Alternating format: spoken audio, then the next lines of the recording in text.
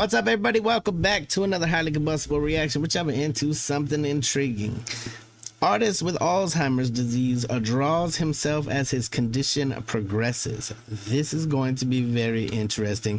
Alzheimer's is one of those things where I think it is the most cruel disease ever. No disease that robs you of your memories, that robs you of who you are, like everything that makes you you. No.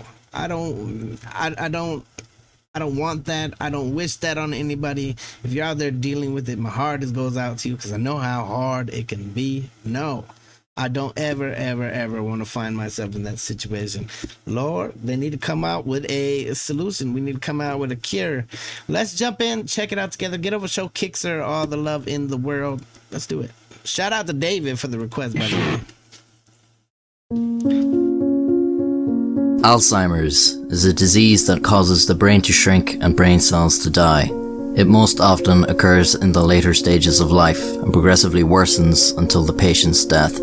As the condition progresses, the patient sinks deeper into dementia, suffering memory loss, difficulty recognizing people and objects, gradual dimming of clear thought and judgment, and loss of bodily functions. Most people will know someone with Alzheimer's. The unfortunate will know someone very close to them affected by the disease and will be helpless to watch their loved one drift further and further away. It can become difficult to effectively communicate with them, making it hard to understand what they're really going through. Imagine then they were able to visually show you.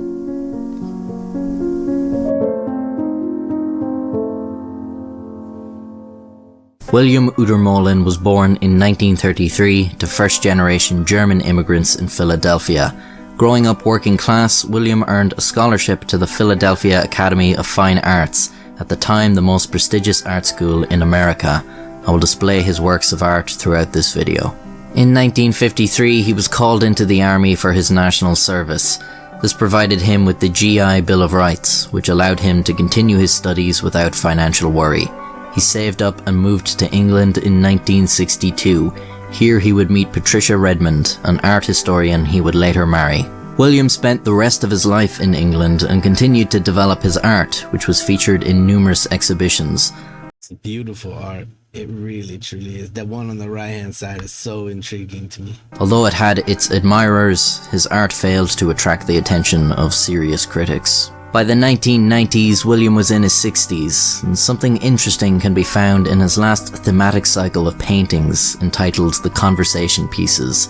These pieces depict his personal life, but they display some unusual characteristics.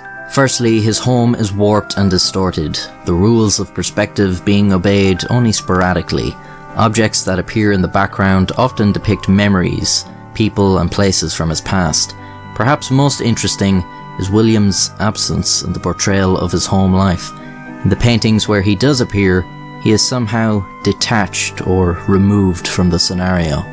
At the same time, William was beginning to experience memory loss. He would forget where he had left his belongings, or have trouble reading the time, sometimes getting lost traveling to and from his studio. Eventually, his troubles became too much to ignore, and in 1995 he went to his doctor, who diagnosed him with Alzheimer's.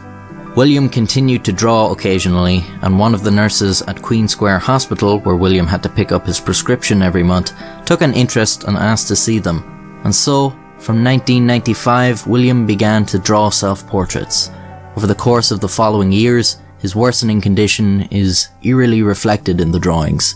His impression of himself becomes more and more unrecognizable as his body and mind deteriorate.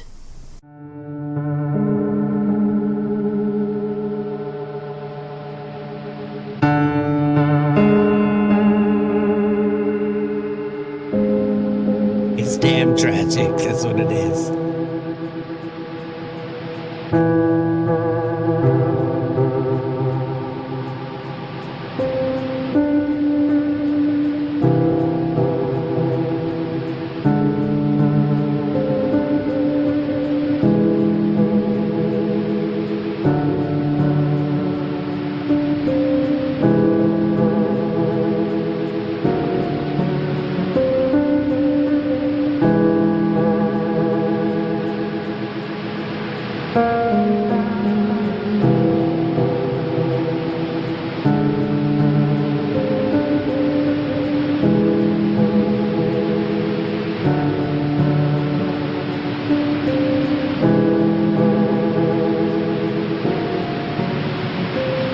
By 2001, he could no longer continue his sketches and was withdrawn within himself.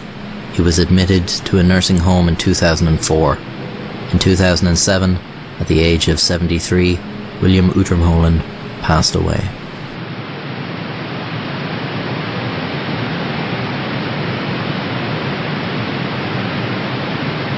That white noise right there is haunting.